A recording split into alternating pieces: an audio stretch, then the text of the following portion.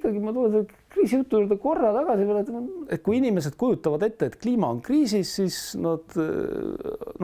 toovad näiteks tormi, selle veeuputuse kuskil oli seal, vesi üle kallast ja nii edasi. Et kas seal on siis mingi selline, ütleme, andmestikuga opereerimine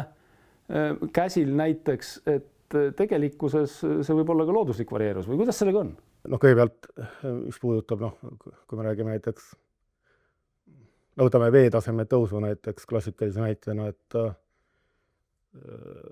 mis on põhimõtteliselt sama asi, mis ma enne ütlesin, et kui ütleme 100 aastaga, ütleme, et vesi tõuseb seal kas pool meetrit või meeter, et 100 aasta pärast on need inimesed seal ranniku ääres ilmselt juba ammu surnud ja majadki ära lammutatud selles mõttes, et see veetaseme tõus ei tähenda, et keegi seisab seal rannikul paigal ja vesi tõuseb üle pea, ja ütleme, võib-olla 1000 aastaga see vesi tõuseb seal isegi 10 meetreid, aga 1000 aasta pärast on juba isegi linnad uuesti üles ehitatud, nii et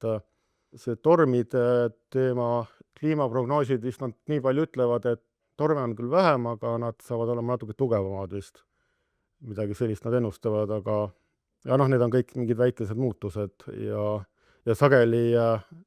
kui seda kriisiteemat selles kontekstis tahetakse nagu elus hoida, siis manipuleeritakse seal statistikaga umbes, et kui meil on mingisugused